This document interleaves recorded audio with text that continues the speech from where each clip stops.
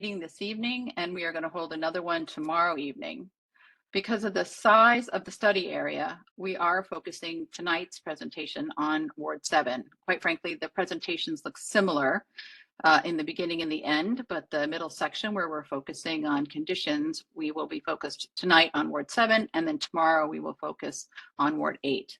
But do rest assured that we are looking at the entire area as one project. With that said, and before I introduce the team and we get into the presentation, I have a couple of housekeeping items related to technology and tonight's process.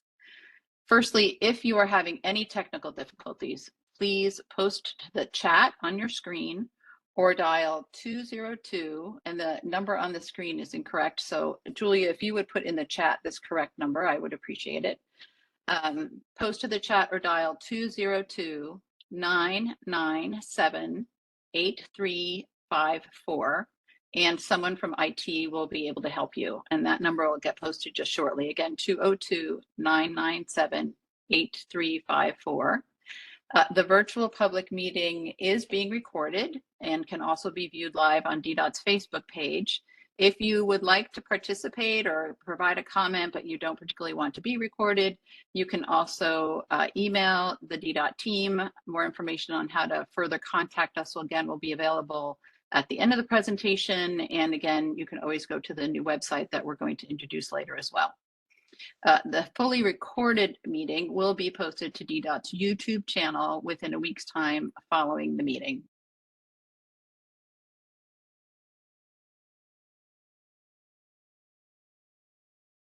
Next slide, Destiny. Everybody is on mute. You will not be able to mute or unmute yourself. This is, we are going to be conducting a monitored Q&A session at the very end. But if you particularly have something to say or you think about something and you don't want to wait till the end because you're going to forget, like all of us often do, go ahead and post your question in either the Q&A section or the chat section available on your WebEx screen. The video camera is also off by default. You'll see the presenters, but that will be it. Otherwise, all video is off for our session this evening. I think a lot of people often are familiar with the WebEx, and those who have certainly attended DDOT virtual meetings in the past, but just to go over a few things.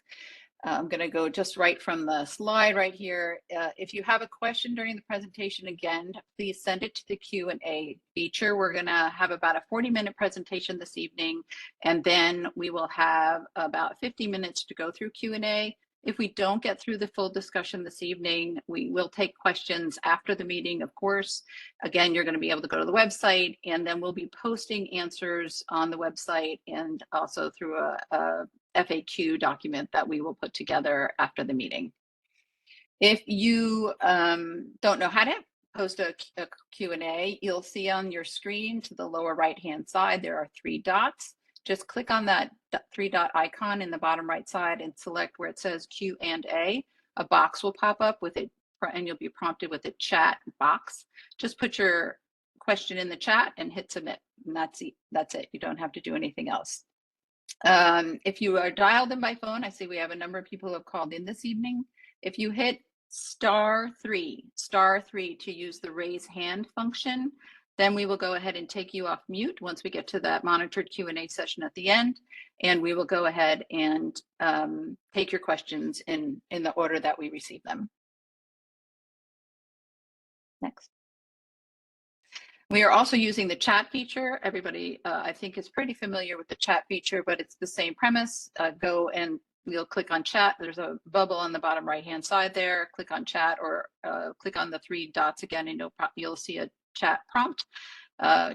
Box will pop up and just pop your question right in, type your question in there, and then just hit submit. For this evening's agenda, we are going to do some quick welcome and introductions. We're going to do a project overview and talk about the purpose of the project, the goals for this meeting. As I said earlier, one of the major goal of this evening is to hear from you.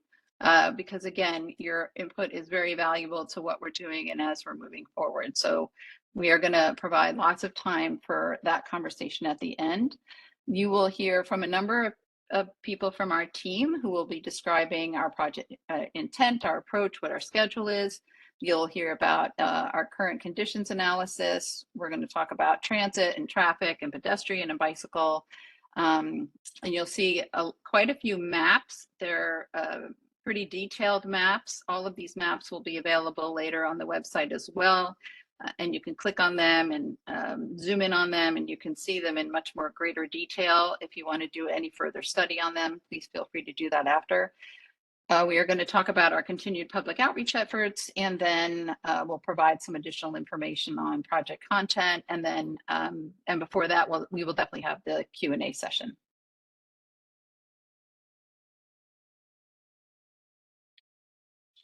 With us this evening, we have our project team from DDOT. We have Ravi Ganvier, we have Aklilu Habtemarian, Devani Patel, Yvonne Thuel, and Preston Jute. From the Jacobs team, we have Chris Conroy, Brett Nine, who you will hear from shortly, Greg Alt, Rushang Huang, Jiri Kalim, and David Goodman. And then on the public outreach team, you have me, Destiny Mitchell, and Julia Parker. Both Destiny and Julia are behind the scenes monitoring the chat and the Q&A, and we'll be coordinating when we get to that session later on this evening. Right now, I would like to introduce Aklilu Habtemarian, who is the project manager for the project and who would like to make some welcoming remarks as well. Aklilu? Yeah, good evening, everyone. My name is Aklilu Habtemarian. I am the DDOT project manager for the DC-295, I-295 corridor improvements study. I am working on this project along with the DDOT project team introduced earlier. Now I will pass you over to Brett. Thanks. Good evening, everybody. Let me make sure I have my camera on here. Can you all see me now? I know the technology is always a little bit of a challenge for all of us. Welcome, Brett Nine. I'm a landscape architect, and I'm serving as the project manager on the Jacobs team for this project for DDOT. And we have, as Karen and Aklilu introduced, we've got a full backing of experts in all three groups to help get us through the project. The DC-95 I-295 corridor improvement study, it's also known as the Reconnecting Community Safety and Operational Improvements Project. So you may hear it referred to both ways, both tonight and other times when things are published or on the websites. It has a twofold purpose, which I'm going to describe in greater detail in the next few slides. But first, I think it's important for some background to think about the mayor's September 2022 Build Back Better Infrastructure Task Force Vision Report that was created.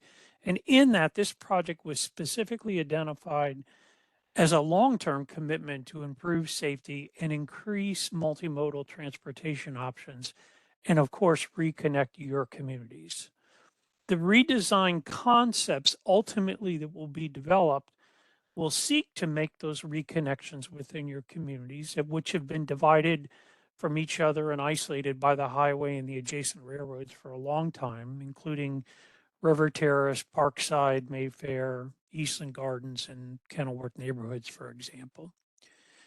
The study is also going to be a benefit to all DC residents and visitors by making it easier to access the communities and neighborhoods in both Ward 7 and Ward 8, even though we're talking about just Ward 7 tonight, with the infrastructure investments that would improve safety and connect those isolated neighborhoods to things like the Benning Road streetcar extension, as well as downtown Ward 7 and the Minnesota and Deanwood metro stations, for example. Go ahead and click the slide over, Destiny. So the context of the study is, of course, based in the established and ongoing Anacostia Waterfront Initiative program. Also, you'll hear that referred to as AWI. And there are numerous core projects that are already underway and identified on this map here that we provided. And you'll see that this project is actually tagged as the number 4 on the map. There are 3 other core projects, for example, that further seek to meet the kind of overall study objectives of reconnecting communities.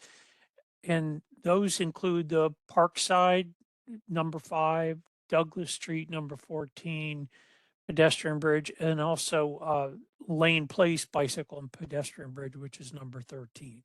So you can see those numbers called out, and they reference the table here on the left. So these are just some of the core projects. There are numerous others as well, but I think these were the ones that we wanted to make sure we highlighted tonight and you understood are part of that reconnecting objective. Go ahead and flick the slide over, Destiny.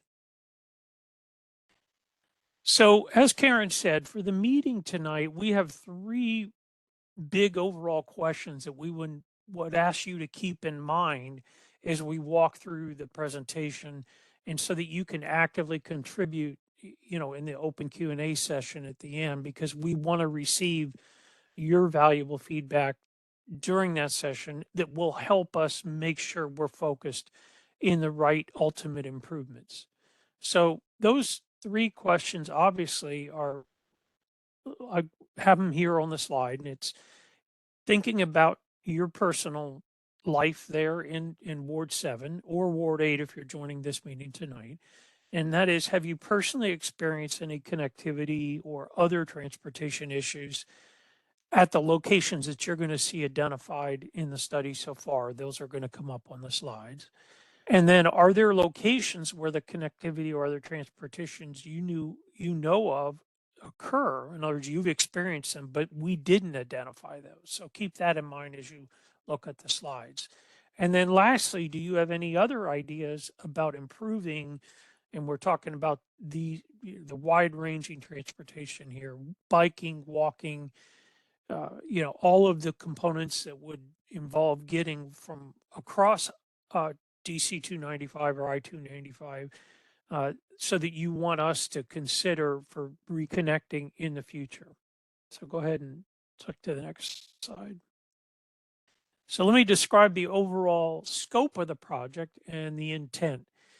The scope will investigate the feasibility and ultimately construct, you know, of constructing a variety of improvements depending on the location in the corner and the needs of that specific location. These improvements could take the form of safety, you know, upgrades or pedestrian crossings, DC-295 vehicular interchanges, the idea of using multi-use paths for pedestrians and bicyclists being added, the idea of looking at additional pedestrian bridges besides the ones we already talked about, the idea of creating at-grade complete streets transformations. In other words, that's changing streets. Those are all modes of transportation are safely accommodated. And even considering things like undergrounding or depressing part of the highway segments, or moving rail lines even into tunnels or other kinds of features, so that allows the connection to occur on top. All of these are intended to promote equality and sustainability by increasing that mobility and providing as much of the multimodal transportation options through the corridor, through your neighborhoods as possible. The DDOT's Infrastructure Project Management Administration envisions this project would be segmented in an effort lasting probably 20 years. The location-based approach as a project by project basis would be similar to that employed by DDOT for the South Capitol Street Corridor project, you know, that included the Frederick Douglass Memorial Bridge, or, for example, VDOT's study and work on I-66, on the I-66 corridor. So the corridor study map that we have here illustrates the area that we're being studying here, considered as part of this scope. And you can see it has both Ward 7 and Ward 8 identified. Some of the enlargements we'll look at will be focused in on one ward or the other. Go ahead and change the slide. So with that purpose in mind, let me describe what the two-phase project, if you will. So the first study period, phase 1, and then ultimately phase 2, is considering the current conditions, your stakeholder interests, and then contemporary best practices, as well as previous studies like Move DC and Vision Zero DC priorities. We're going to build on the previous analysis and recommendations that were done in 2015 and 17 for safety and geometric improvement studies. And there are 5 key subtasks that are identified here tonight. Identification of the critical community concerns. That's why we're meeting with you here tonight. We want to update the post-pandemic existing conditions analysis to understand what's going on. We want to look at the access to the frequently used transit routes and facilities. We want to make sure that we improve the access to the communities themselves and access for jobs and public service destinations. We want to improve and reduce any risk to safety. And then finally, review the refinement of the previous 295 mainline and interchange concepts that were in those previous two studies. So click over to the phase 2 slide next, Destiny. So following phase 1, and that phase 1's covering about 10 months. Now we're going to move into phase 2, which will be about 7 months. And that's going to take the actual identity of the locations and make specific recommendations, projects, if you will, for short, mid, and long-term developments. This could include concepts developed on cross-corridor as well as neighborhood-to-neighborhood connections that are to the side of the main line for the highway itself. We'll also prepare a more detailed implementation schedule and really tackle the planning level costs for these. So there's all of these will lead to NEPA documentation that will be needed for the specific projects that are outlined. Go ahead and click the slide over. So let's talk about the schedule real quick. You can see before I start explaining the components, the red circle here, we're in this existing conditions analysis point right now. We completed the data mapping and the review of all that mapping and, moving on to the analysis. That was the first stage. We have ongoing project management tasks that we're proceeding with. And what we're going to be focusing on is moving to this report of the findings after we complete the analysis. That'll be done by June. And we'll come back to you all with the second public meeting that will be presenting those findings and the recommendations. And that'll all happen so that we can then begin to move in to the phase 2 work. So click on over to the next slides.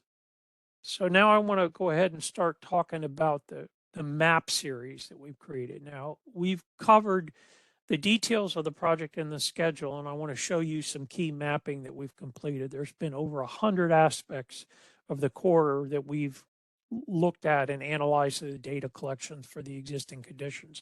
We're not going to go through all those tonight. We've collected the main components that we think are important for the focus of the best chance of the projects that would help you all in reconnecting and solving the safety issues. So we have a team here tonight, and I'll just introduce the team in general, but each of them has a different component to start. First up will be Roshang and Giri, who are our transportation leads, and they're going to review the transit network and historical crash data with you. Greg Galt is our planning lead, and he'll review the pedestrian connectivity and walk sheds. And then David Goodman, our bike and ped lead, will provide an overview of the existing bicycle network and the challenges there. So let's proceed with the review of those mapping series. Welcome, Roshang, and go ahead to the next slide, Destiny. Thank you, Brett.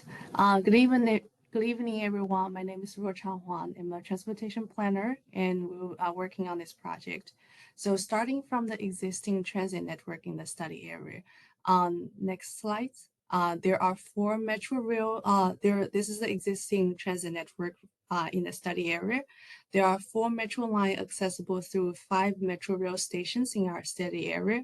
On the north of Ward 7, there are Deanwood, Minnesota Avenue, and Benny Road stations. The 4 pedestrian bridges supplement the access to these stations from the west side of the 295 corridor. And there are no direct metro rail connections on the south side of the Ward 7, but there are 42 bus routes in the study area, including Metro Bus, DC Circulator, and employee shuttles and school routes. 18 of them are frequent bus routes, meaning that you will see a bus less than every 15 minutes. These bus routes cover the major streets in the area, and there are ongoing bus priority projects on these streets to improve the reliability of the bus services. What's relevant to our project is that 15 bus routes intersect with the 295 ramps, and we are in the process of identifying mobility and safety concerns that 295 corridor may create for the transit network. If you move on to the next slide. We look at the walk shade for the three metro rail stations on the left side of the slides. With the 4 pedestrian bridges, you will be able to walk to one of them within 15 minutes, even if you live on the west side of the 295 corridor or near the station. There are also ongoing upgrades to these pedestrian bridges, improving your walking experience. As we continue to assess the need, we would like to hear from you about your experience accessing the transit service, and if there are any other mobility barriers the 295 corridor create for your access to transit. On the left side, we also look at the transit-related crashes in the past 5 years. There are some bus crashes near the 295 corridor due to the vehicle exiting or entering the 295 corridor failing to slow down or yield, particularly at Nellie Hannonborough Avenue and Benny Road. So we would like to get your input on any other safety hazard the 295 creates for your day-to-day use of transit. Next slide. Continuing with safety analysis, we also gathered all the historical crash data near the 295 corridor. Next slide. There are over 6,000 crashes recorded near flick back. I think this is on. Yeah, you jumped one too many. Yes, thank you. There were over 6,600 crashes recorded near the 295 corridor in the past 5 years. 13 of them resulted in fatality, and over 1,700 resulted in injury. The percentage of the fatality and injury is slightly higher than the district average, but there has been a decreasing trend in both the total number of crashes and the crash severities for the past 5 years. The map on the right shows the distribution of these crashes. The brighter the color, the higher the concentration of the recorded crashes, and the blue dots shows where the fatal crash occurred. The major crash hotspot in Ward 7 is Pennsylvania Avenue from DC-295 to Minnesota Avenue, Benny Road from DC-295 to Minnesota Avenue, and Nellie Hannonborough Avenue from DC-295 to Minnesota Avenue. Next slide. We also take a closer look at the crashes involving pedestrians or bicyclists. There are 127 of them in the past 5 years. About 80% of them resulted in either fatality or injury. They resulted in more severe losses compared to other crashes. The major crash hotspot in Ward 7 is Benning Road at Minnesota Avenue and Pennsylvania Avenue at Minnesota Avenue. Next slide. We are in the process of analyzing the crash data. Some of the preliminary analysis suggests that there are a lot of pedestrian and bike crashes at Benning Road and Minnesota Avenue due to vehicles failing to yield. While there are already pedestrian and cyclist improvements underway at Benning Road and Pennsylvania Avenue, we would like to hear about your experience walking and biking near the 295 corridor, and if there are any other safety hazards the 295 corridor creates for your walk and bike trips. On the left side, we look at the vehicle crashes. The predominant crashes are rear end and side swipe crashes due to heavy traffic and lane changing near the 295 corridor ramps, particularly at the Pennsylvania Avenue. As we continue to analyze these crashes, we would like to get your input on any other safety hazard the 295 corridor creates for your vehicular trip. I will now turn over to Greg to talk about pedestrian connectivities. Evening, folks. Greg Alt, planner with the team. I'd like to talk a little bit about the pedestrian connectivity, how you walk around your neighborhoods, the safety, places that can be improved. We see a lot of comments coming in. That's great. This is still the data gathering portion of our study. We want to hear from you so that we know what's important and that we can help you address these issues that you see every day to improve your quality of life. Next slide, please. So what I'd like to talk to you about are two main things: accessibility, ADA, and what we call pedestrian friendliness index. The Americans with Disabilities Act, or ADA, prohibits discrimination against people with disabilities in everyday activities. The Pedestrian Friendliness Index, or PFI, is a tool that's a specialized tool that the city has developed and uses to assess whether the existing pedestrian circulation patterns are conducive to pedestrian access. So these exhibits that are up on the screen indicate the overall ADA and PFI conditions within Ward 7 and 8 and the 295 corridor, and that are generally lacking in accessibility and the street networks that have certain deficiencies that we are examining and trying to determine where and to help you to improve these situations. The red colors on the map indicate sidewalk, lack of sidewalk systems. Likewise, we have areas that lack street crosswalks that are identified as well. Once again, a number of the existing sidewalks within the 295 corridor indicate difficulty of pedestrians using the corridors, the sidewalks in these areas. To be clear, the pedestrian friendliness index is the blue areas, and the darker color of blue is the more friendly or better pedestrian connectivity, better sidewalks, better crosswalks, and a more safe use. As you can see, a lot of them are over in the eastern portions of Ward 7. And the lighter colors indicate areas that could be less friendly according to the index. And as you can see, a lot of that happens directly adjacent to and along the 295 corridor. As we note, the areas toward the eastern edges have the higher PFI, or the safer, and the areas near the 295 corridor are the lighter blue, which are less than desirable pedestrian connections and connectivity and friendliness. Next slide, please.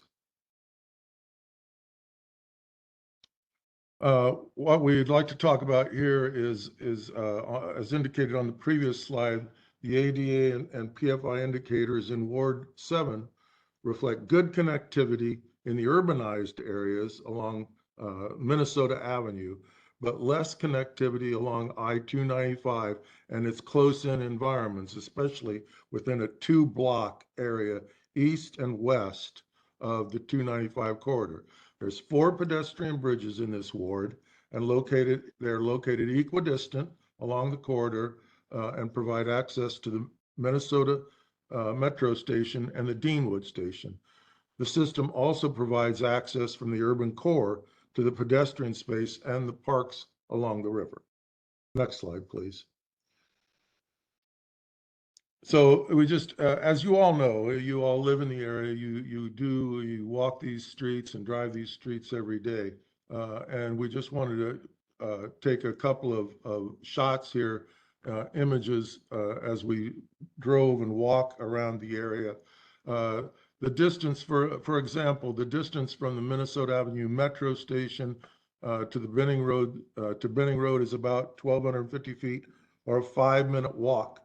And so we're trying to look at not only the connectivity, but the times that people walk, and that, do you have good sidewalks, good crosswalks, safe pedestrians environments. And so as we see, you're putting up questions, that's great. This is what we need right now. And if you can tell us about those areas that you use, your routes and your daily walks or weekly walks, and where you feel that we need to have improvement, so that we can help to create a better walking and safety environment for you in your neighborhoods. Next slide, please. This slide has to do with the pedestrian friendliness that we'd already talked about within the bus walk shed. As indicated on the Metro walk sheds, the bus walk shed, which is the yellow hatch now, which is on top of the blue pedestrian friendliness index, which indicates walking times of 15 minutes from the major bus stops and metro stops.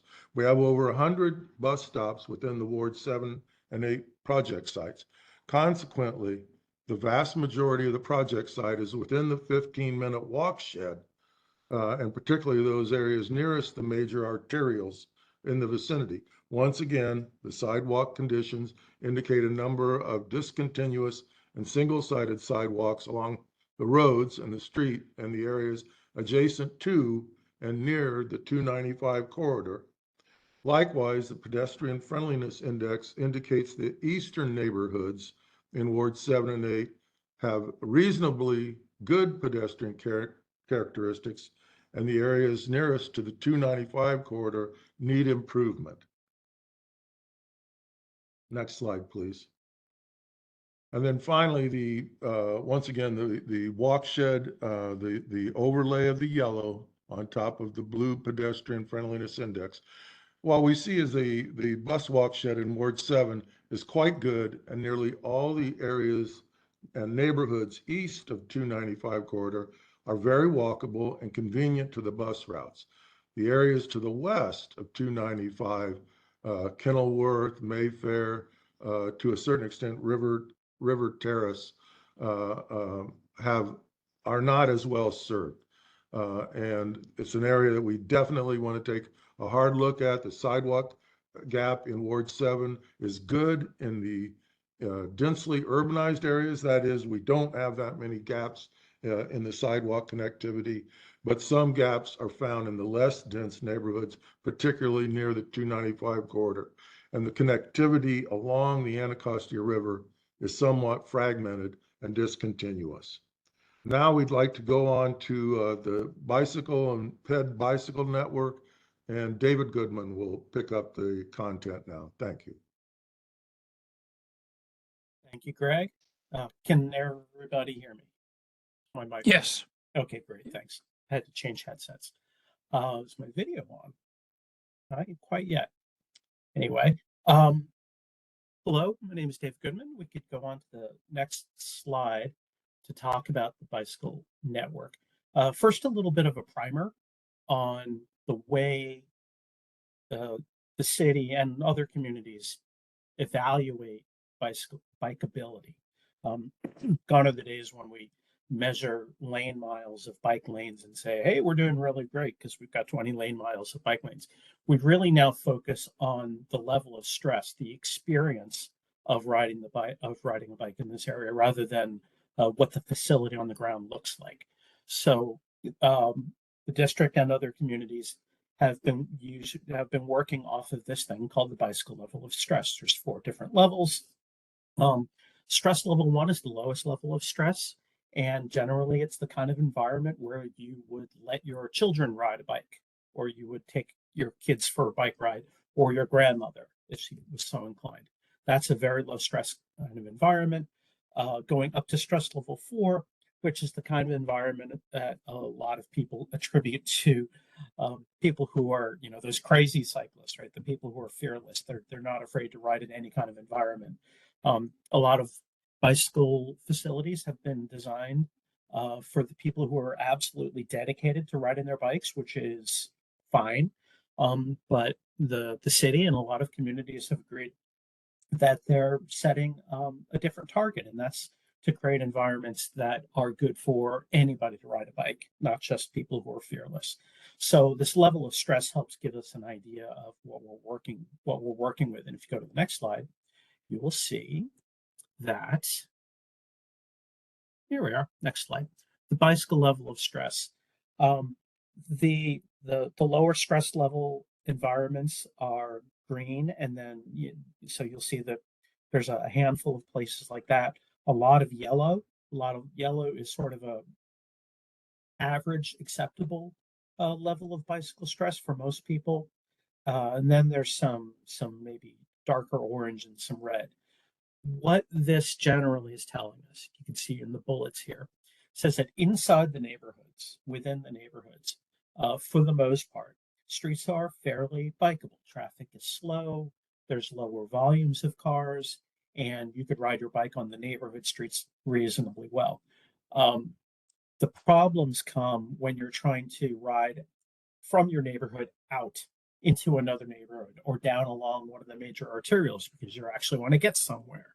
This is where the system starts to break down, and that is shown through, you'll see a whole lot of red on this map. So what we have are isolated bikeable environments that aren't well connected to each other. And you've probably experienced that yourselves. Next slide. So this slide is maybe another version of that same thing. It talks about what's connected and what's not well connected. Fortunately, this side of the river has the Anacostia River Trail, which is a terrific resource. Provides great north-south connectivity along a pretty scenic corridor along the Anacostia River. But it's limited in who it can serve, right? The major corridors like Minnesota Avenue don't really have much to work from right now. And so, again, we've got these limited neighborhoods, limited accessibility for biking and to some extent walking too, because generally speaking, environments that are designed to allow people to ride their bikes safely and comfortably are also well designed for people to walk as well. So improvements to both of those things help each other, right? Pedestrian improvements make it easier to ride your bike. Bike improvements also make it easier to walk around. So, these are the kinds of things that we're looking at, we're noticing in the information and from the feedback that people are giving us. Just to note, the Anacostia River Trail has pretty high usage. That's terrific. As one would expect, people tend to use it recreationally. And if there's a reason to go along the river, that's great. But we also want to know what the experience has been like, is like for you all riding in your environments. Tell us, what does it feel like? Maybe there's good experiences you can tell us about. Tell us what kind of safety concerns you have, even specific locations, that's fine. And generally speaking, we want to know what kinds of barriers keep you from getting to where you want to go, either on foot or on bicycle. These are the kinds of things that will help us in the next phase of the project, where we identify specific locations that need to be worked on. I believe that might be the last of my slides. Is there more? No, I think that was it. That was it.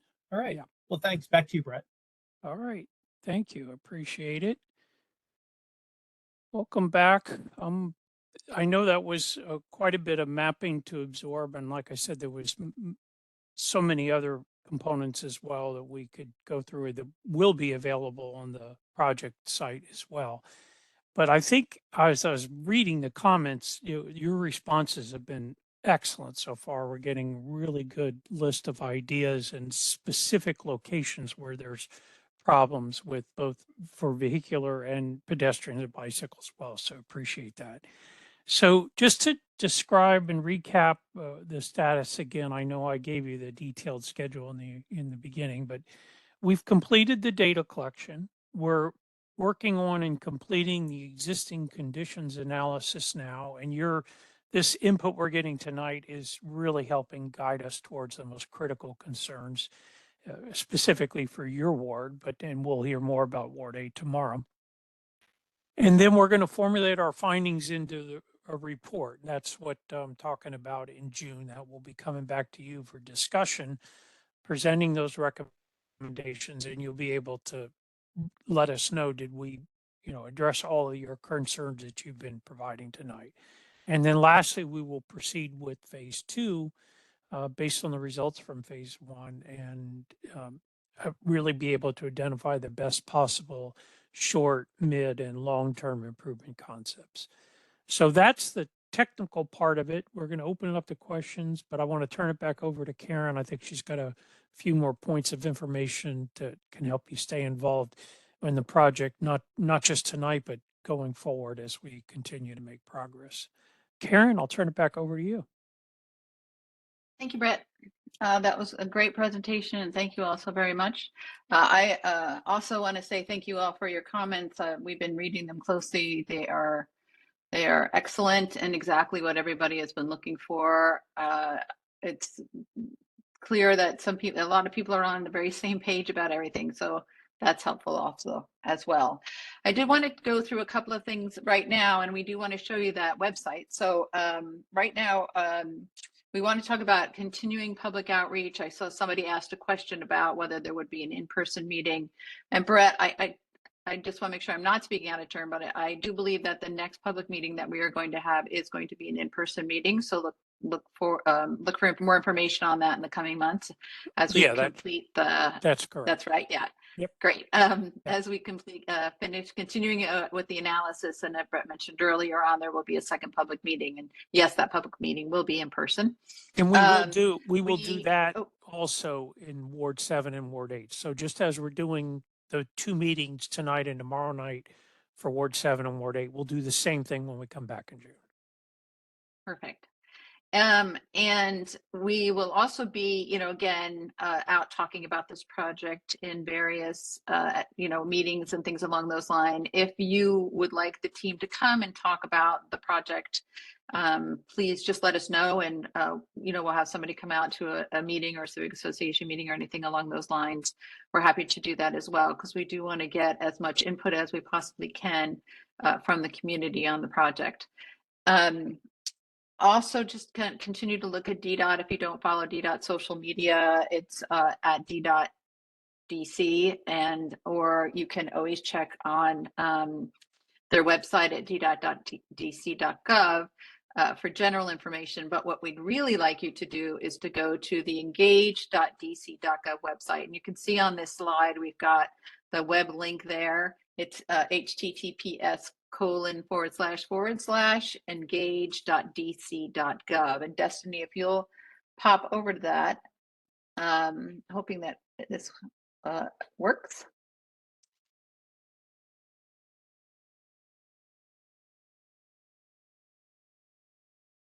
She's trying to share her screen, and here we go. So when you go to the engage.dc.gov website, you'll see a number of projects. Our project is at the very top because it's a current project. It's one that is currently live. Just go ahead and click on the participate button at the front, and it will bring you to this website. And you'll see on the website there's just general project overview, project background information, the purpose, the vision. To the right, you'll see our project timeline, and then that includes our community meetings. So again, you can check back there frequently. In another month or so, we'll be posting about the next public meeting. Make sure you just double check back there, and that information will come out. We'll also push it out as we did for this meeting to make sure people are really aware that the 2 meetings that Brett just mentioned, we're going to again do 2, one for 7 and one for 8. And then Destiny, if you'll scroll back up toward the top there are a couple of tabs here. You'll see about the project maps, map your ideas, share your feedback, and then survey. And you can click on any one of those tabs and it'll take you to additional information. more importantly, it'll take you to a couple of different ways that you can participate. So you can just go to share your feedback and make comments. You don't have to do any kind of interactive type of thing. You click you'll see Destiny's name has popped up there because she's on the site and she inserted her name, but then she would just type in a message, a comment. One of the great comments you guys have all left this evening would be awesome. And then just click on the comment button and it just posts it. And you can decide whether you want to post it publicly or not. If you just click that little underneath the comment button, you'll see where it says post publicly there. You can click that off and it will not be made public, but we will still see it. And if you do want other people to see what you have to say, then it will get posted to the public site. If you go back to Destiny to project maps for a second, the second tab. Thank you.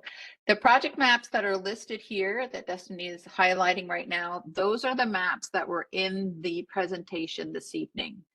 A project of this size, you can imagine there are so many maps, and we have over 150 maps, which would have overwhelmed us this evening. So certainly we wouldn't have shown them all to you, but we do want to make them available to you. So in the coming days, there will be a PDF included on this website that will list all of the maps that the project team is looking at. And Destiny, if you would just click on that, one of the maps, so you can see this is the pedestrian bridge locations or bicycle level of traffic. And then if you click on the map itself, it will enlarge because obviously they're small. And then you can see exactly, and you can zoom in and you can see more of the information on the map itself. So it becomes a lot more useful to you. And then Destiny, if you will go to the last tab that we'll show this evening is the map your ideas. And so this is a opportunity for you to do in real time, provide feedback. And you can go ahead and click on pedestrian, an idea, other issues, and then you'll see the on the top there where it says drag and drop. Oh, Destiny's now showing you can see a street view. It's a Google Map based platform, so you can go ahead and click on it and you can do a satellite view and you can see and look around the area and specifically really target in on an area that you're looking at. You can also go to where it says drag and drop. You can click on where it says idea and you can just drag that down, and if you have an idea that you want for that particular spot on the map, you can just click right there and then a comment box will pop up. Put in your comment right there, and then we'll get that. And then you go ahead, post with comment, and we will get that information, and it will be obviously very targeted and specific and tagged to the specific area that you're talking about. So we're excited for you to play with with the site, to utilize it, use it, invite your friends, send the link out to anybody that you want to. We'd really like people to use it and get engaged with it and provide as much feedback as possible. And then the last one, I'm sorry, there was just one more. Our last one is just if you want to do a survey. We have a survey there if you don't really want to do all of that, but you'd like to answer a couple of questions. We have just 3 general questions that we'd love your thoughts on. And if you just want to give some feedback and some thoughts on some ideas that you have, please go ahead and do that as well. So lots of ways to get involved. You can also subscribe if you see on the button there to the right and submit that. We'll get your email and then we'll make sure that you're added to our distribution list when we send out more information about upcoming meetings and other ways that you can participate. Thank you, Destiny. We're just going to go back to the PowerPoint presentation.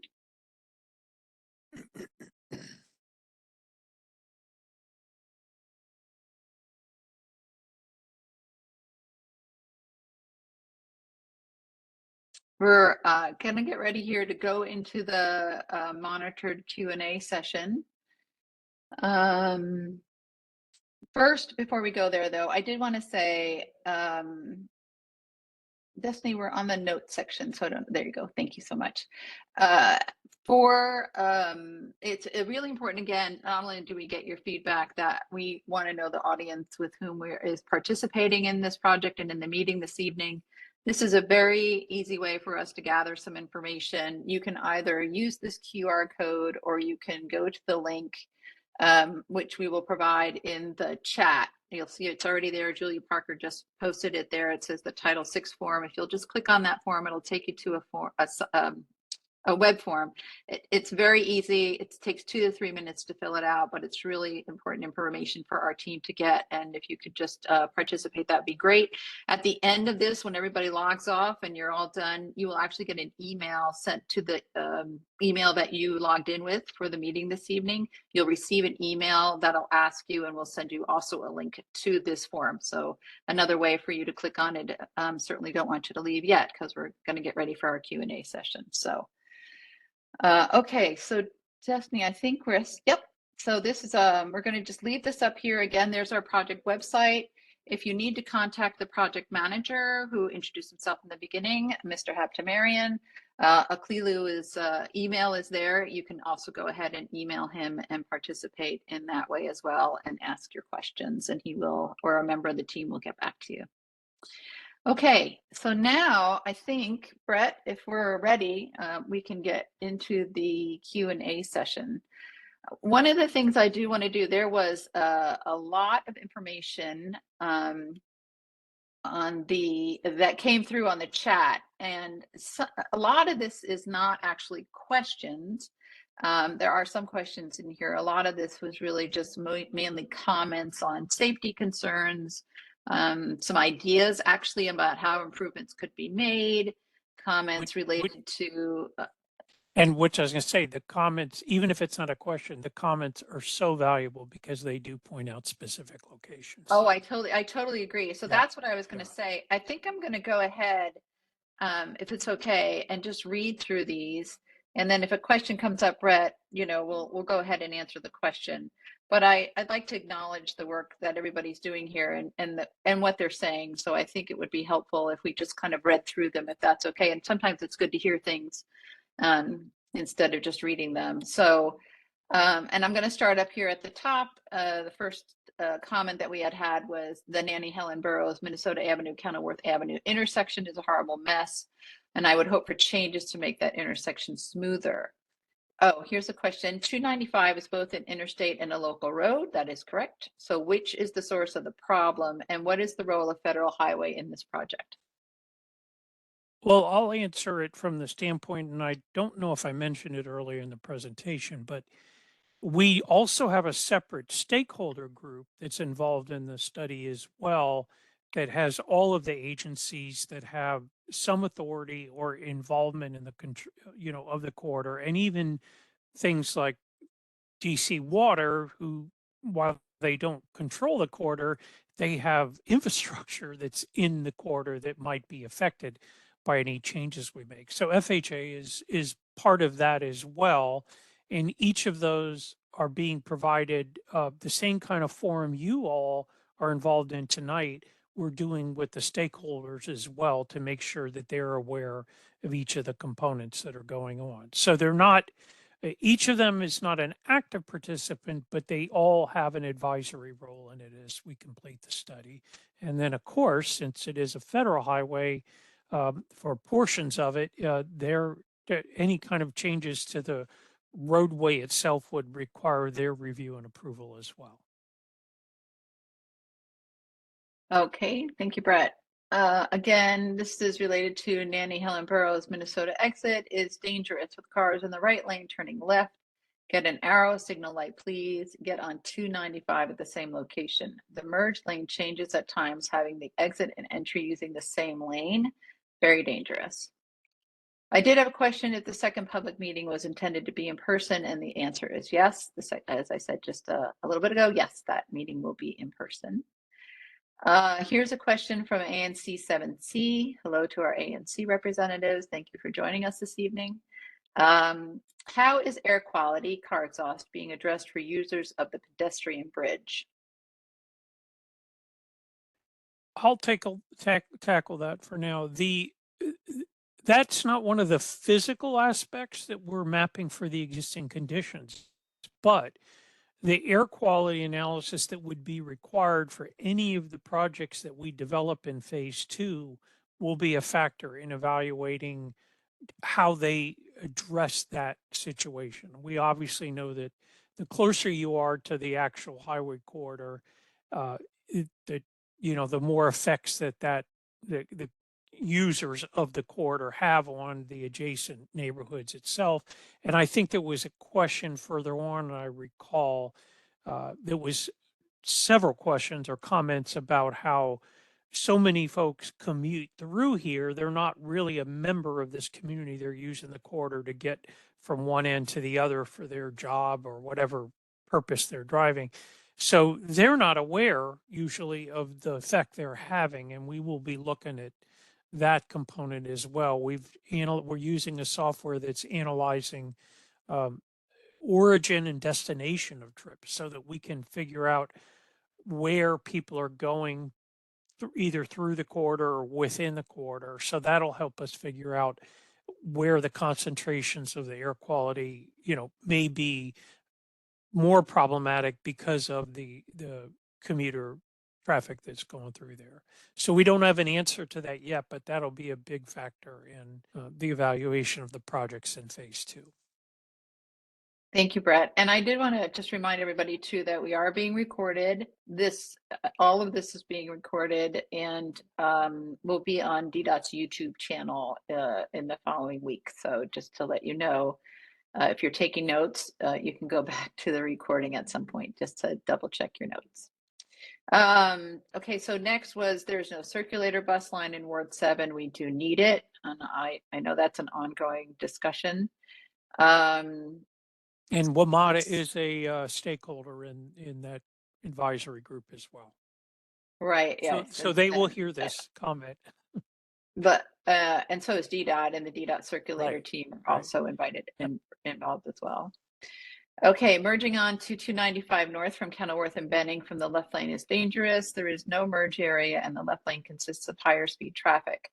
This exit also has traffic that has to cross with people exiting 295 to Benning and people getting onto 295 from Benning. There's a couple people that were talking about the intersection being dangerous to pets and cyclists, an agreement from a couple of people on that. Also, the crosswalk from Benning over the bridge going west on Benning, you have to cross a highway on-ramp. Yikes. Not funny. Crossing the 295 on and off ramps is hazardous for bikers and walkers walking along Pennsylvania Avenue towards Anacostia Park and the Sousa Bridge. The next is transit improvement recommendation, bus only shoulder use. I would like to see a bus that better connects the river communities with the Navy Yard and Anacostia, like the Green Line Metro and Dakota Crossing. There should be a bus that takes 295, but has use of the shoulder as a bus only lane. Bus only lanes on the highway exist in many places outside of DC. As it stands now, if I want to get to any of these retail corridors, it takes an hour to use WMATA when they're only 1 to 3 miles away. There is no bike lane on Pennsylvania Avenue Southeast across the Sousa Bridge. The flashing light on the westbound lane is broken and has never been fixed. When can we get a bike lane to cross this bridge painted in both directions? Some of the sidewalks are horrible. I'm in a wheelchair and it's frightening. There are a lack of standard entrance and exit ramps at Pennsylvania Avenue, East Capitol, Nanny Helen Burroughs, and I-295. Due to the general lack of reliable public transportation on the south side of the river, the community is far more auto reliant. I would hope that any measures taken to address bike safety in Ward 7 do not compromise the vehicle traffic lanes, many of which allow for 2 vehicles in both directions, as they are essential to traffic flow and safety, including emergency vehicles. Furthermore, the DC Health Equity Report notes that forcing bicycles is not equitable. I would hope your analysis of the data looks at the equity impact on our neighborhoods, including age of residence, family size, and health needs, all of which are documented and part of ongoing studies with the DC government. And I can say that having been in the conversations with Greg and a number of people on the team, that they are looking at a number of those, that data analysis as well. And all of those points that are looking at age, family size, all of those kind of components are individually mapped in the full data set. So we do know where the pockets are. We need more flashing pedestrian crossings at the 295 ramps along Pennsylvania Avenue. The pedestrian bridge access from the East Capitol Highway into River Terrace near 32nd Street Northeast is also atrocious for cycling. You have to slow down dramatically to safely exit or enter, and if the path is slick at all, you run the risk of smashing into the concrete. Additionally, there's no space or time for cars to notice pedestrians or cyclists coming off the bridge, and I've had a few near misses. This is a comment / question. Depressing the highway would be ideal, as previously suggested, proposed about 8+ years ago by DDOT, and truly allow Eastland Gardens to connect with the Deanwood community. However, with the low water table, how will this now be possible? Thank you. And that we don't have an answer for that question yet, but because that's one of the physical aspects that the project would have to be evaluated based on. But all of the studies have considered if, portions of 295 to be depressed, as you mentioned here, or, lowered so that there could be a connection of pedestrians over top of it in some sort of a deck fashion. So the water table issues are common with any type of those projects, and they vary from where we are on the corridor itself. Thank you, Brett. Go ahead, Karen. I'd like to highlight the number of cars that run red lights or make illegal U-turns in an attempt to get on the 295 entrance ramp at 34th Street Northeast and Benning Road Northeast, and the pedestrian-initiated light at 36th Street Northeast and Benning Road Northeast. The 36th Street Benning Road Northeast stoplight has a crossing for pedestrians. That is the only pedestrian access to the Benning Road Bridge across 295. I have seen several motorists run this red light on a weekly basis as I walk and bike this route. Next, from my driving experiences, that not only I've seen reckless drivers, but also I've seen reckless behavior among bicyclists, pedestrians, and scooter riders as well, which needs to be addressed as well. Since we all share the roads, we need to show courteousness and respect with each other. Next question. Of the multiple accidents, how many involved non-DC licensed drivers? I can answer the question. We did so there's not a full data set for us to look at how many of them are non-DC drivers. We are reviewing the crashes based on the police report. So when the police noted it's a non-DC licensed driver, we would have the record of it. But if not, there's no record of it. Thank you. Mm-hmm. Sidewalk needs. There is no walkable or ADA sidewalk on the stretch of Kenilworth Avenue service road that curves and becomes Benning Road. The narrow sidewalk, if you can call it that, is bisected by utility poles, forcing you to walk, bike in the street. The construction of 295 created very serious flooding conditions. Will this redesign be dealing with these issues? For example, a Silver Jackets report prepared for Watts Branch contained recommendations for increasing the carrying capacity of the stream channel. Will that be addressed in this vicinity? Eastern Avenue underpass is also very vulnerable to flooding. That's a really good suggestion, Karen. The flooding related to the corridor, the construction of the highway itself is a factor in the evaluation of the projects. But something like the stream channelization recommendations, we didn't receive data on that, but let me look into that, because I think that is, like it's mentioned here, it's going to create a vulnerability as the projects proceed, in the next 20 years. So yeah, that's a really good comment. Appreciate it. I almost got T-boned at the 34th Street Benning Road intersection by a car running a red light. Agree with Ayana's comment above. Somebody noted it's more like 10 minutes from Minnesota walking from Minnesota Avenue to Benning Road. Crossing Benning Road to take the X2 westbound is always a dangerous and scary endeavor. Drivers run red lights and speed through intersections constantly. There's never enough walking signals, so sometimes to catch the bus, you have to cross the road during a green light. Mr. Leaney, in the Parkside neighborhood, the sidewalk south on Kenilworth Avenue is dangerous and impassable to people with mobility impairment. There are a bunch of telephone poles in the middle of the sidewalk. Next, crossing the Sousa Bridge on foot requires crossing two 295 off ramps with no lights or stop signs. I walk it occasionally and never feel safe doing it. The Benning Road Bridge is far too small, the one across 295. One pedestrian and one cycle. Say again? Sorry, One just That's okay. One pedestrian and one cyclist, scooter, etc., cannot pass at the same time without one person stopping and leaning out of the way. This walkway is simply not large enough for two-way pedestrians unless both pedestrians are walking.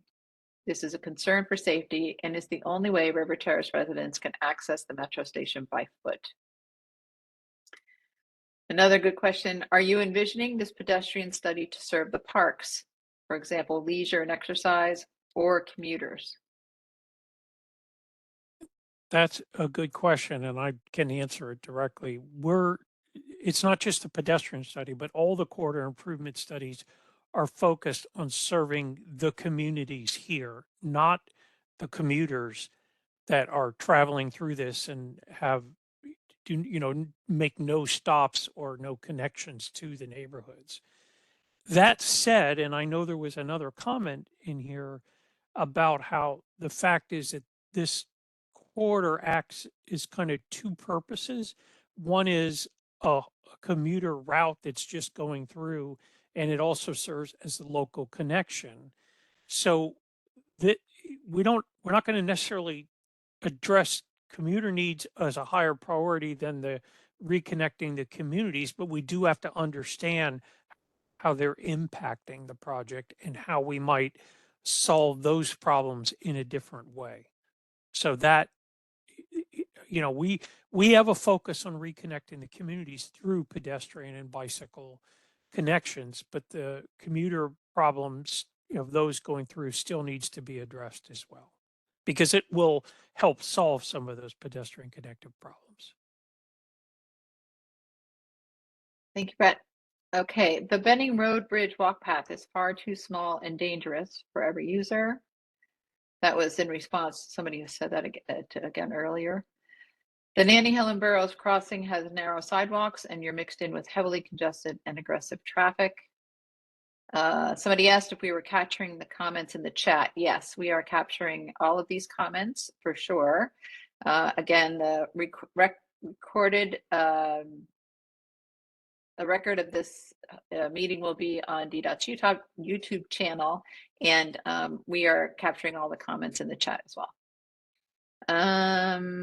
More agreement on Benning Road Bridge and the sidewalk issues there. Okay, a main focus of what should be done in redesigning these spaces is to take into account that people in Ward 7 do live and walk in our neighborhoods. What might be inconvenient for a commuter probably means increased safety for those of us who frequently walk along many of these streets. The next is there should be a stoplight. Just let me comment, ahead, that was well said. That was probably better than how I answered the previous question. Yeah, I think that's it in a nutshell. Yep. Okay, there should be a stoplight or at the very least rumple strips on the off ramp at 295 and Pennsylvania Avenue. People are driving way too fast off of those ramps. Undergrounding I-295 and the CSX would truly reconnect east of the river neighborhoods and connect residents back to the river. The bike lane on Minnesota Avenue Southeast needs to be reduced to one side due to heavy congestion on the main road. I also think about ways for prioritizing people that walk, bike, use wheelchairs rather than commuters. An agreement from Marion that access to the parks is essential. And then here is please develop a plan to create a 395 style overpass, in essence, bury the highway. The entire route of 295 from Nanny Helen Burroughs to Pennsylvania Avenue Southeast. Yes, this is a big plan, but why fool around the edges? Let's work to reconnect River Terrace to the rest of the city. If DC sells the air rights above the current freeway, it might be feasible. That's a creative idea. I like that. Please, no bike lanes added. Good for cyclists, but it is too much congestion when lanes are lost for drivers. And this was in response to David. Somebody said it would be great to have a stress level 2. Somebody agreeing with the previous person, adding more bike lanes does not serve the population in Ward 7. Somebody else saying, yes, we need 3 lanes from Eastern Avenue to Pennsylvania Avenue on 295 southbound. If you're going to put the bike infrastructure in, it needs to be designed to be accessible to everyone. Very concerned about creating infrastructure that isn't for the people who live here. The railroad underpass between Nanny Helen Burroughs Avenue and Eastern Avenue needs to be revitalized since the infrastructure is aging and deteriorating. Someone posted, it's very hard to cycle east of the river without a trail and to be or feel secure. Tim says burying 295 is critical but expensive. Better yet would be to reduce the lanes on 295 and make it a surface level boulevard with reduced lanes, speed and lanes. Reconnect the street grids in the area. Barring that, bury it. That's an alternative solution approach. Yep. Mhm. Appreciate that. The trial is good only for north-south. The next is the area close to 295 would be greatly improved in so many ways by mitigating the high noise levels coming from cars on the parkway, whether it be trees or bushes or some man-made noise barriers. The Minnesota Avenue bike lanes increase congestion in communities. More bike lanes serve both residents, tourists, commuters, and locals. Please add more bike lanes, but more crucially, bus priority lanes and reduce car traffic lanes. And then I think now we're just going to get into, not get into, but I think there's obviously 2 sides to this conversation. Bike lanes do not make it easier to walk. They only congest vehicle traffic, and east of the river, we are more vehicle dependent. It would be great to see protected bike lanes along the corridor that connects folks on the east side to the Anacostia Bike Trail in River Terrace. As a cyclist, I don't feel safe riding east of the river. It is critical for the district to work to reduce the incentives to drive in the district, and we must invest in the hard transit infrastructure to support this transition. Crossing the Pennsylvania Avenue Bridge on a bicycle is a gamble. Almost every civic association meeting I attend wants those bike lanes removed from Minnesota Avenue. Hopefully complete removal is part of this plan. I try to get to the Marvin Gaye Trail from Parkside Kenilworth Park. Nanny Helen Burroughs is a barrier. The bike trail is not lit. I recognize that it's not wired for electricity, but there are solar options that help facilitate evening commute / recreation, cycling, and more importantly, safety.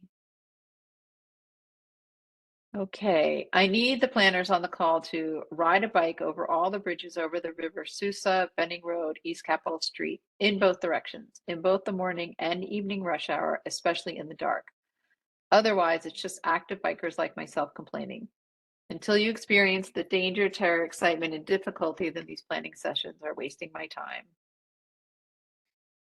The final plan should consider an analysis of returning 295 to a streetlight run roadway similar to Pennsylvania Avenue / New York Avenue.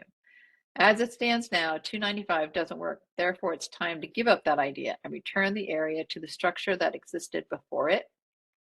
2, sound barriers need to be added to protect the residential properties towards the west of 295. The residents that own along the lane have been harmed by 295 vibration, trash, and speeding along the Kenilworth service lane. Ideas such as adding sound barriers, be it trees or walls, raising the crossing walks into the community along Kenilworth Avenue service lane, etc., are wanted. And 3, return the roundabout that existed at Eastern Avenue in Kenilworth. Kenilworth needs a traffic exit which existed before. Note the new townhome, senior facilities, as well as EMT police need its return. Sound barrier would be suitable on I-295 to reduce noise and air pollution. Currently, it is not safe biking across 295, but I look forward to a day where it is, because east of 295 neighborhoods are closer to me than anything west of the river. Currently, I instead book appointments, go shopping, and generally travel west of 295 because it's safer to bike in that direction. If it were safer to bike east around 295 and in those neighborhoods, I would definitely go there more. I believe commuters attribute to the high rate of accidents at Minnesota and Benning that are trying to get to DC-295 daily. Okay, is DDOT aware of the pending commercial development planned in Parkside? They have an opportunity to bring in big box retailers, Targets, supermarkets, gyms. However, the developers' efforts are being stymied by the lack of transportation options. This would include walking traffic from Kingman Island via expansion of the Anacostia walking path and lack of safety on Benning Road. An idea that is circulating is to use the unused Pepco facility to build a transportation path to link River Terrace, Mayfair, and Kingman neighborhoods. Also, it would assist EMT and police services. That was 4, sorry. And 5, do not have bike lanes, we have sidewalks, do not think to direct traffic to Anacostia Road by the park. As it is now, with the construction of the walking bridges, the 295 commuters are already making it impossible to feel safe walking around.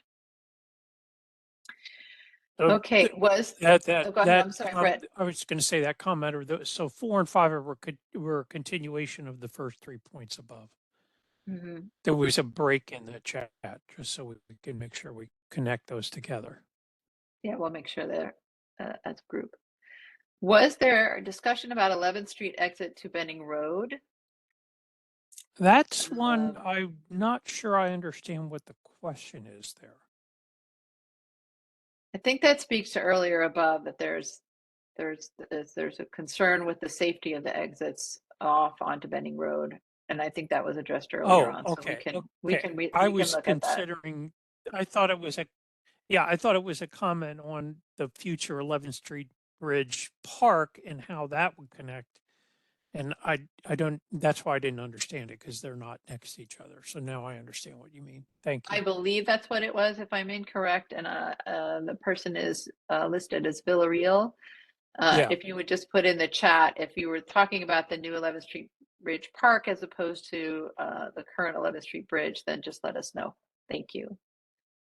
So while we current residents await the completion of the study, what about the corner of Benning Road and 34th Street, the other death trap along with merging on 295 north of Benning Road? This needs to be fixed now. So we've heard that a couple of times now. This should receive media attention, so more community input is needed. I will say that Channel 9 posted it this evening about the meeting, so we are trying to get out there to get more people involved, and I believe some of the other stations did as well. So we'll continue to push this out, and again, push people to the website so they will engage and then also attend the second community meeting. So thank you for that. No bike lanes in Eastland Gardens. Our streets are already tight. Providing an east to west bike pedestrian bridge from east of the river to west of the river would be awesome. That bridge should be well north of Benning Road. Somebody who joined, it said, if not mentioned already, please keep the entrance exit ramps as well as the highway shoulders clean. The amount of trash, debris, litter, illegal dumping along these areas is disgraceful and does not reflect well on DC, especially because this is a well-used entryway to our city. Honestly, until we can get a better handle on the traffic and major backups on DC-295, I'm not interested in trying to incorporate any more bike lanes in the community. Has anyone mentioned how dangerous it is to walk to bus stops on Benning Road at 34th and River Terrace? So many people make illegal U-turns on Benning Road to access the east side of the ward 295 because there's no way for people to go west except at Nanny Helen Burroughs. While driving south on 295, there is no off-ramp to west on Pennsylvania Avenue. Why are citizens not allowed to vote on streetcars being placed in their community? I believe there are a few political active people that are making decisions for the ward. This goes back to go east, that is. Oh, to go east on Nanny Helen Burroughs. Got that. Okay, we'll correct that. Yep. More options for alternative non-car travel seems like it would be good for public health and economic development. If signage can be placed on 295 before Eastern Avenue southbound, not allowing 1.25 ton vehicle to enter the service road, we could eliminate the destruction in the Eastland Gardens community and Nanny Helen Burroughs Avenue and Kenilworth Terrace intersection. In response to just let me just address that one real quick. The streetlight data that has the data that we're reviewing for destination, origin and destination is also, we're trying to get that segregated for truck traffic separately so that we can understand, you know, passenger vehicles versus that. So that kind of a data will, as soon as we can separate that out, we should be able to identify those kind of problems that they're pointing out here that Sharita mentioned. Go ahead. Sorry. That's okay. We have a little bit more to go here, and I see there's 2 hands on the attendee list and a couple of questions in the Q&A. So I'm going to read just a little faster, just to make sure that we can get to everything. Somebody responding to Justin catching crucial bus routes on Benning like X2 are so dangerous due to the design of 295 and Benning.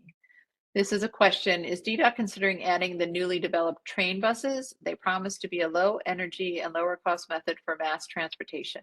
I would also love more streetcar lines because of their energy efficiency and more quiet nature, but understand that would be expensive. Public transportation must have right-of-way lanes, though. We definitely prefer dedicated public transportation lanes rather than bike lanes on this side of the river. Mm-hmm.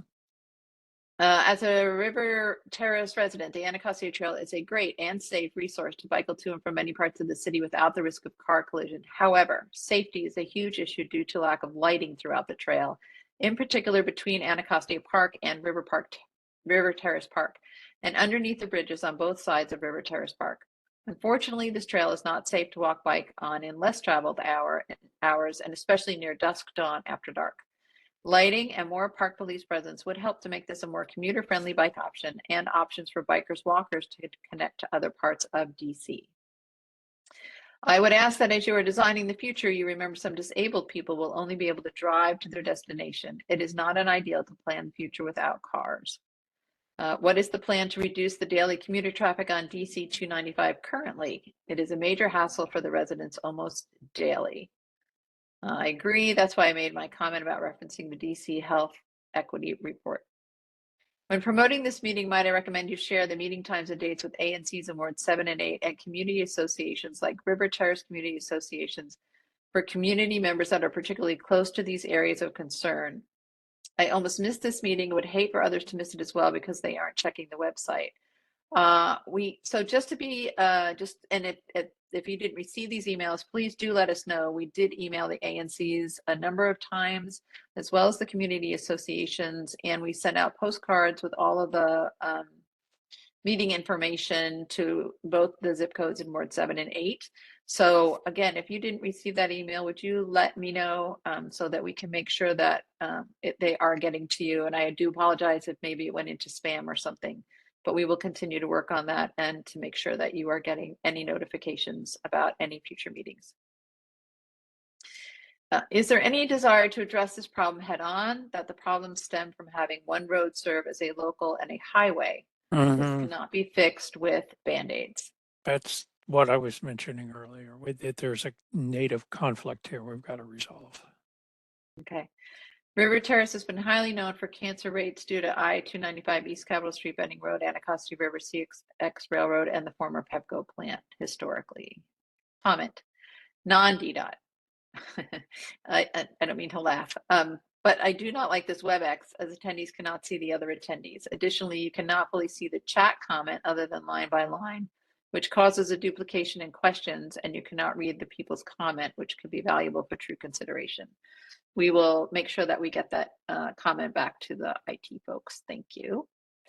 River Terrace resident here. Thank you to the team for all your work on this important initiative. The traffic on 295 is the big issue from a citywide perspective, and also to all the residents that live here. Morally, the city has an obligation to right the wrong that was done separating neighborhoods by building 295. Luckily, there's a solution to both problems and many of the others addressed, which is to bury both the highway and the rail lines. The new overland space could have top-notch bike lanes, much more parkland, affordable housing, gardens, etc., and a smaller 2 to 4 lane local road. This would be a major investment and long-term project, but if it opens up the city space for residents and improves the high-speed traffic on the high-speed traffic on the highway, everyone wins. As of right now, the main roads you've been discussing, Benning, Minnesota, Burroughs, 295, are basically inhospitable to everyone, drivers, bikers, and pedestrians. It's a mess. Slow and dangerous for everyone. 6,600 accidents in 5 years. You might want to Agree jump over to the ahead. questions since we're getting close to the time limit here. All right, let me just double check that I'm not missing. We have the title forms there. All right. I'm going to go to the Q&A section. I think, okay. The roadway, this is just a comment. The roadway is pitted with potholes that have never been filled. The road is uneven. Ms. Davis, we're taking pictures of our slides. Again, all of the maps are going to be available. And then if you would like an email with a PDF of the slides, please email Mr. Haptamarian and we will make sure that you get those. Okay, can a new metro link be built between Deanwood, Minnesota and through to Anacostia Metro Station? Buses along this route are not always reliable or safe to use.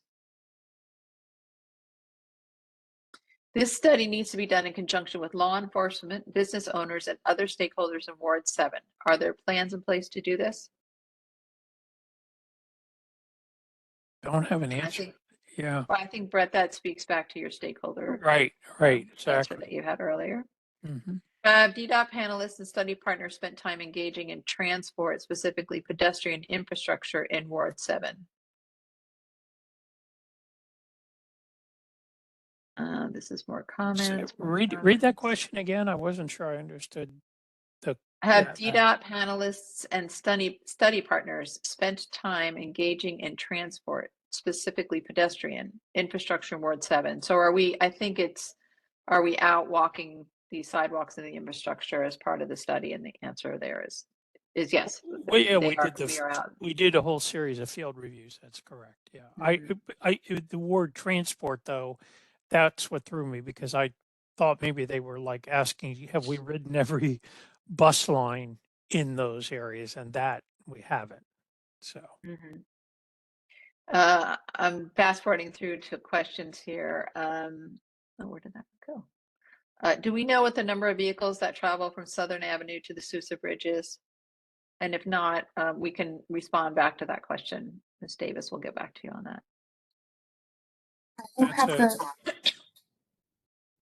Go ahead, Rashong. I was going to say, I think you could probably get that information. Yeah. I don't have it with me directly, but we will be able to get the origin and destination analysis to show the vehicle, to show the volume. Perfect, thank you.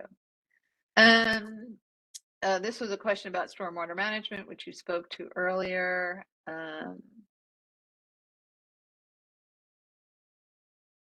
Yes, Ms. Davis, we'll take a look at the CIO email note that you sent privately.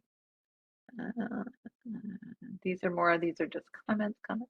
These are all mostly just comments. I realize we're at 8 o'clock. We have two people who have been waiting on the line. Yeah, let's let them ask. And so the first one, and I do apologize if I'm saying the name wrong or if this is just an abbreviation, but it's Artile, Artile. And Danica, if you could, there you go. You are off mute. Can you hear me? Yes, thank you for waiting. Sure. So my comment and question is, I live in Parkside, so I'm directly impacted by this infrastructure redlining that we are trying to address. But with respect to reconnecting these neighborhoods, I actually don't think that you guys went far enough in this presentation. I think that there are other cities that are a lot further along in their journey in terms of reconnecting communities that were negatively impacted by this type of infrastructure design. And so I think it would be helpful, given that most of us don't have engineering or transportation backgrounds, to come to the table with examples for us to consider, so that we're not just throwing out basic ideas that don't really address the root of what we're trying to accomplish here. That said, I would like to recommend, as I think may have been dropped in the chat maybe once or twice thus far, that 295, at least between River Terrace and Kenilworth neighborhood, so River Terrace and Eastern Avenue, that should become a capped highway. The capped highway would not only provide a very necessary sound barrier, it would shield us from trash and pollution, and really would convert this section of 295 from a noisy community dividing highway into a vibrant center. This would allow us to have more green space, right? Because the highway is now covered up. You could install grass, put some trees, like a lot of that was cut down when that highway went in there. It would also help to purify the air of like all these cars that, 125 to 250,000 that pass our communities every day. And so having more green space or greenery to purify the air would be like super helpful. And then lastly, having that capped highway, like it provides an opportunity for potential retail. Like there's a retail desert in Ward 7. And so just like DC did with Capitol Crossing, which if those on the call aren't aware of it, it's the section of 395 downtown where they built up like all these fancy offices and buildings. They basically sold themselves or sold someone the air rights, and that was redeveloped. So it's that area right to the east of Union Station and west of Chinatown. And so while I've referenced Capitol Crossing, again, going back to examples in other cities, there are examples that we could leverage in Chicago. So downtown, Wacker Drive, that's a capped highway. You would never know it if you weren't like familiar with that concept. There are successes in Dallas, and then right now in Atlanta, there are multiple projects underway in downtown and midtown Atlanta that literally are covering the highway with like greenery and retail just to make it more dynamic and provide connectivity between the communities that were previously bisected. The Clyde Warren Park you mentioned in Dallas, we actually designed and were involved in the stitch in Atlanta as well. And I So think nobody that's on this call knows what that is. So like, I know. those are So great let me, ideas, and so we should put that out there so that we again I think come to the table with yeah. more than basic ideas. And that's the objective of the next meeting will be to talk about the projects that are recommended. In each of those, if there are certain types, we're going to have vision examples of just what you said. They're done successfully in other places around the country, and we're going to show examples of those to communicate what those are. So that if somebody doesn't know what a deck over is or that sort of, complete undergrounding of the highway like Capitol Crossing, we're going to be able to show them examples of that in other places around the country. Thank you. Thank you. Okay, and then our call-in person, thank you again for hanging on the call so long. And oops. Just one moment. Anika, can you unmute them? There we go. Hello? Yes. Hi, thank Hello? you for holding. Yes, hi, thank you for holding. Yes, I just have a question. I've listened to some of who the advisors are and the other committees that you guys are working with, but I was just wondering, in your analysis, even from 2015, in your analysis, are you taking account that Metro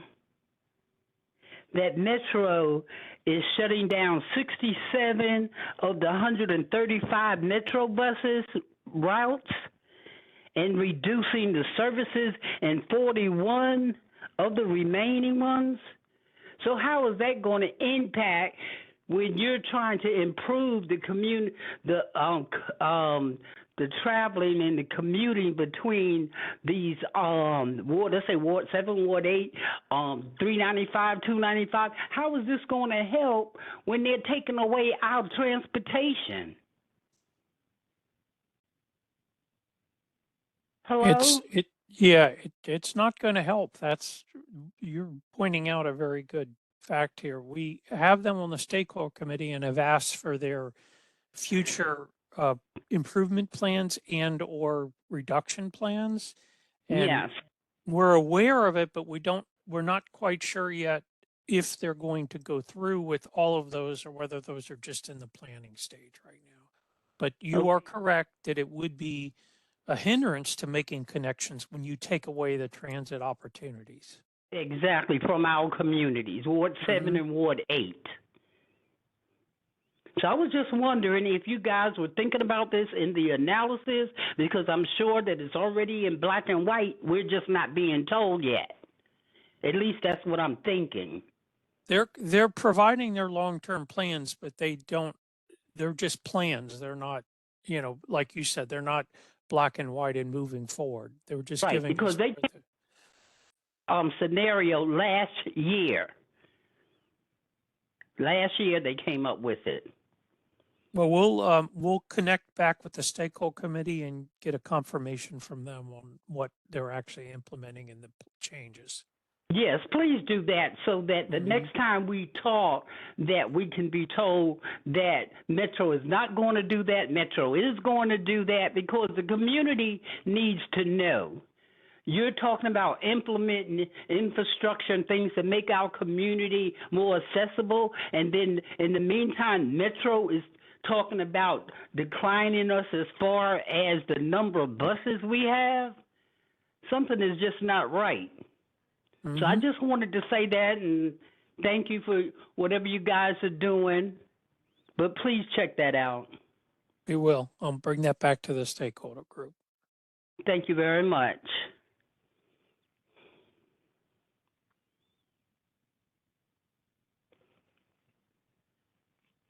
Karen, you're on mute. Thank you, Brett. Thank you all very much. And thank you all so much for your comments and for your questions and your participation. And we just ask you to continue, being engaged and providing your feedback. We are looking forward to, we are very much looking forward to seeing you all and meeting you all in person at our next meeting. As Brett has said, and we are just getting started on this, and we are collecting information, gathering information, and this is the first of what will be a larger process and of engaging in the community. And I know that the team and DDOT are looking forward to that. I will say too, we will make sure that DDOT will meet with WMATA and make sure that they are invited to the next meeting. And addressing the concerns and the questions that were just raised toward the end there. Again, I've posted into the chat the project website, which is the engage.dc.gov. This presentation will be presented, it has been recorded and is going to be on DDOT's YouTube channel. I put the link here. It won't be there obviously yet, but it will be there within the next week. So just continue to check on that over the week, and you can go back and take a look at this presentation again.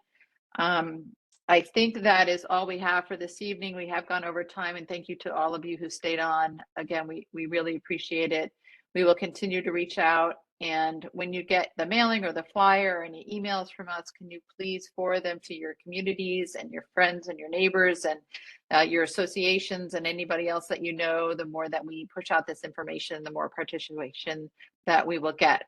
So we thank you very much. Your voice is certainly valued and it certainly counts. So we do want to make sure that we hear from everybody. And I think that's it for the night. So thank you again to the team. Thank you for everybody who was on the call tonight, and be safe out there and have a good week. Thanks, Karen.